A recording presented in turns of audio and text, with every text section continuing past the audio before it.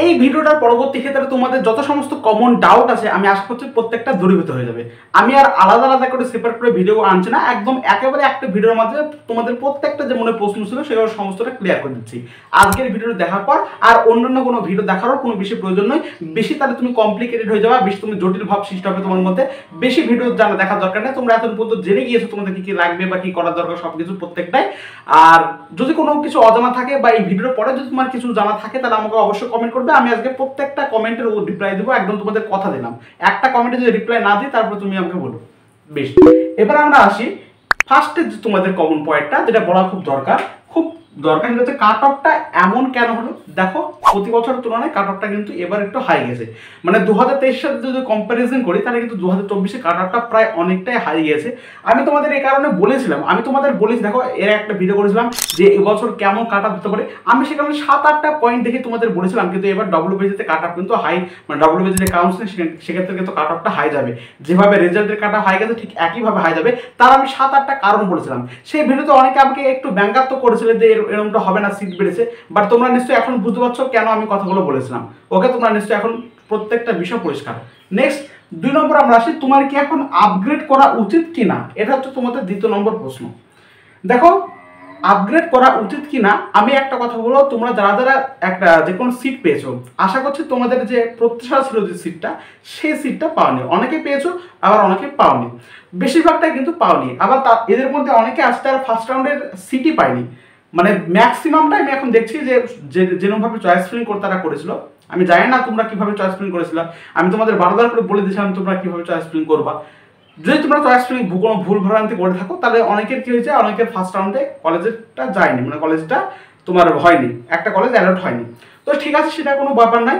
তো মেন কথা তো তোমরা সেকেন্ড রাউন্ডে অবশ্যই পেয়ে যাবে তোমাদের কলেজ। সেকেন্ড রাউন্ডে বা থার্ড রাউন্ডে তোমরা কলেজ তো পাবেই, তোমাদের যে র্যাঙ্কে হোক তোমরা কলেজ একদম নিশ্চিতভাবে যে কোনো ব্রাঞ্চ পাবে, বাট মনের মতো ব্রাঞ্চ পাওয়াটা হচ্ছে মেন কথা। তো চয়েস ফিলিংটাও এতটা ম্যাটার করবে না। ফার্স্ট রাউন্ডে কাট অফটা একটু হাই চলে গেছে, সেটা তোমাদের কিছু করার নেই। সেকেন্ড রাউন্ডে তোমরা আশা করছি একটু ধৈর্য ধরো, একটু বসে থাকো, অপেক্ষা করো, সব ভালো কিছু হবে। আমি তোমাদের বলে দিলাম সেকেন্ড রাউন্ডে কাট অফটা কিন্তু এতটা হাই পরিমাণে যাবে না। ওকে, নেক্সট আপগ্রেড করা উচিত কিনা এই হচ্ছে বিষয়বস্তুর মধ্যে। দেখো আমি বলি ইয়েস আপগ্রেডেশন বা নো আপগ্রেড। দেখো যে তোমাদের প্রত্যেকেরই আমি বলবো প্রত্যেকেই একটা ভালো কলেজ দেখা, একটা ধরো যেই তোমরা কোনো উচ্চ ব্রাঞ্চ পেয়ে গেছো, টপ ব্রাঞ্চ পেয়ে গেছো, তাহলে আর দরকার নাই তোমাদের এখানে কিছু করার। একটা মনের মতো ব্রাঞ্চ বা মনের মতো কলেজ পেয়ে গেলে তার দরকার নাই। বা যদি মনের মতো না হয় তো আমি প্রত্যেককেই বলবো ফার্স্ট রাউন্ডে কলেজ পেলে গেলেও ইয়েস আপগ্রেডেশনটা করতে। তার কারণ তো তোমাদের ফার্স্ট রাউন্ডে কলেজটা হাতে তো থাকছেই, তাই না? সেকেন্ড রাউন্ডে তুমি যদি নাও পাই তোমার ফার্স্ট রাউন্ডে কলেজটা হাতে থাকছে, বাট সেকেন্ড রাউন্ডে তুমি যদি পেয়ে যাও তাহলে কিন্তু আর ফার্স্ট রাউন্ডে কলেজটা হাতে থাকবে না, বুঝতে পারলে? সেকেন্ড রাউন্ডে তুমি যদি কোনো কলেজ আপগ্রেড হয়ে উপরে কোনো একটা কলেজ পেয়ে যাও তাহলে কিন্তু আর কোনো রাউন্ড মানে ফার্স্টে যে কলেজটা পেয়েছিলে সেটা থাকবে না।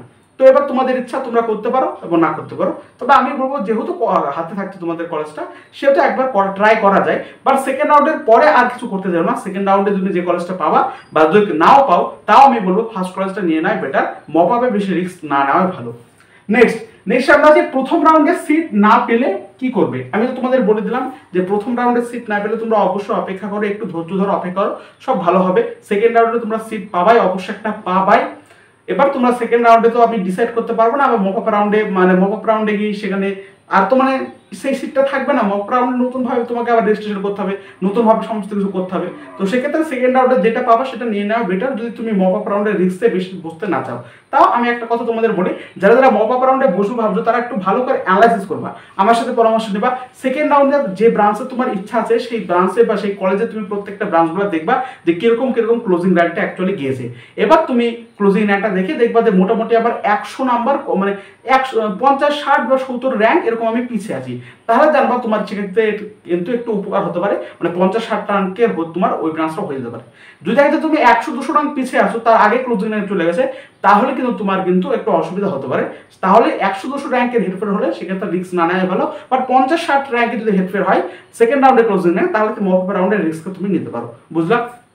নেক্সট এবার আমি বলছি যে ফিজিক্যাল ভেরিফিকেশন ডেট। এবার আমি তোমাদের একটা কথা বলি যে অনেক যে সমস্ত কলেজগুলো অ্যাকচুয়ালি ভালো ভালো কলেজ, জেইউ সিইউ মানে যে সমস্ত কলেজ অ্যাকচুয়ালি স্বনামধন্য কলেজ, অনেক প্রাইভেট কলেজও যায়, তারা তাদেরকে ডেটকে তাদের অফিসিয়াল ওয়েবসাইটে রিলিজ করে দিয়েছে তোমাদের কোনো চিন্তা করার কারণ নেই। তোমরা যদি আর অন্যান্য কলেজগুলো তোমরা পাচ্ছ, কোচবিহার, মালদা বা যে সমস্ত কলেজে হোক না কেন, প্রত্যেকে একটু সময় দাও, আজ 4টে বা 5টার মধ্যে তোমাদের ডেট রিলিজ করে দেবে।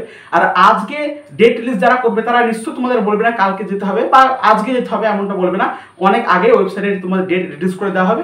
আমি যতটুকু মনে হচ্ছে যেই শুধুমাত্র মানে যাদবপুর ইউনিভার্সিটি শুধুমাত্র আলাদা ক্যাটাগরি অনুযায়ী আলাদা ডেট দিয়েছে, বাকি অন্যান্য কলেজ বা ইউনিভার্সিটি যাই বলো না কেন প্রত্যেকটা কিন্তু ইন্ডিভিজুয়াল কোনো ডেট দেবে না। এই 4টি ডেটের মধ্যে বা 3টি ডেটের মধ্যে যে কোনো একদিন গেলে ওই টাইমের মধ্যে গেলে অ্যাকচুয়ালি হবে। তোমরা সেটা অবশ্যই প্রত্যেকে যে সমস্ত কলেজ পেয়েছো সেগুলো অফিসিয়াল ওয়েবসাইট থেকে চেক করতে থাকো। কিভাবে চেক করবো আমি অলরেডি একটা ভিডিও বানিয়েছি, এই ভিডিওটা সেখান থেকে একবার ভালো করে দেখে আসতে হবে। এবার আমরা আসি যে এবারে কি মপ আপে বসা ঠিক হবে। আমি অলরেডি তোমাদের বলে দিলাম এবারে কি মপ আপে বসা ঠিক হবে। মপ আপ রাউন্ড একটা রিস্ক রাউন্ড। 2023-এ যারা মপ আপ বসেছে তাদেরকে একবার ভালো করে জিজ্ঞাসা করবা, তারা বলবে যে মপ আপ রাউন্ড কিন্তু একটু রিস্কই আছে, কখন কি হয় ভালো যায় না। এবং তোমার যদি সৌভাগ্য থাকে এবং ভগবানের আশীর্বাদ থাকে তাহলে তুমি দেখা যাচ্ছে মপ আপ রাউন্ডে কিন্তু একটা ভালো ব্রাঞ্চ বা ভালো কলেজ পেয়ে গেল। বা তোমার যদি দুর্ভাগ্য কম থাকে তাহলে দেখা যাচ্ছে তুমি কোনো কলেজে পেলে না। এবার সম্পূর্ণ নির্ভর করছে তোমার ব্যাপারে। এবং আমি তোমাদের বললাম মোটামুটি 50-60 যদি থাকে তাহলে তুমি কম্প্রোমাইজ করে মপ আপে যেতে পারো। বা তোমার র্যাঙ্কটা যদি 100-200 চলে যায়, মানে ক্লোজিং নাই যেটা সেকেন্ড রাউন্ডে গেছে সেটা ভালো করে দেখবা। যদি 100-200 হেডপেড মানে 100-200 পিছনে তোমার র্যাঙ্ক থাকে তাহলে তোমার একটু রিস্ক হয়ে যাবে, তোমার সেকেন্ড রাউন্ডে যে কলেজ পাচ্ছ সেই কলেজটা নেওয়া নয় বেটার।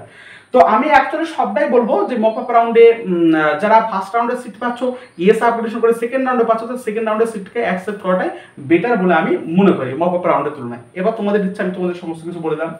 কাট অফ এমন হলো, আমি এর আগে তোমাদের বলেছিলাম, আমি একবার বলি কাট অফ যে হাই যাবে সে সম্পর্কে আমি অনেক কারণ বলেছিলাম। তোমরা নিশ্চয়ই এখন বুঝতে পারছো, কমেন্টে অনেকেই আমাকে গালাগালি করেছিলে, বাট এখন বুঝতে পারছো কমেন্ট এই কাট অফটা কেন হাই গেছে। অনেকে আবার বলছে কাট অফটা বেশি লো গিয়েছে। আমার ক্ষেত্রে হাই আর লো কথাটা কিন্তু আলাদা। আমি এখন যেটা বলছি হাই গিয়েছে মানে এটা মানে খুব চাপা হয়েছে, মানে চাপা হয়েছে বা যেটা ক্লোজিং র্যাঙ্ক ছিল তার থেকে অনেক কমে, মোটামুটি 200-300 কম র্যাঙ্কে কিন্তু কলেজের ফার্স্ট রাউন্ডে ক্লোজিং র্যাঙ্কটা চলে এসেছে।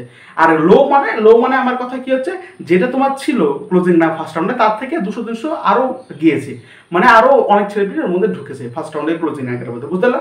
সেজন্য আমি হাই মানে এটাই যে 2023 সালে যে ক্লোজিং র্যাঙ্কটা ছিল তার থেকে 200-300 তুমি কম করে দাও, সেই র্যাঙ্কে কিন্তু তারা সবাই ঢুকেছে। আমি তোমাদের এর আগেও বলেছিলাম যে যখন তোমরা চয়েস ফিলিং করছো যে ফার্স্ট রাউন্ডে কাট অফটাকে ভালো করে লক্ষ্য করো, তার থেকে 300-400 এগিয়ে দাও, মানে আরো কম করে দাও, সেই অনুযায়ী তুমি চয়েস ফিলিংটা করো, তাহলে তোমার সেফ জিনিসটা বেটার হবে।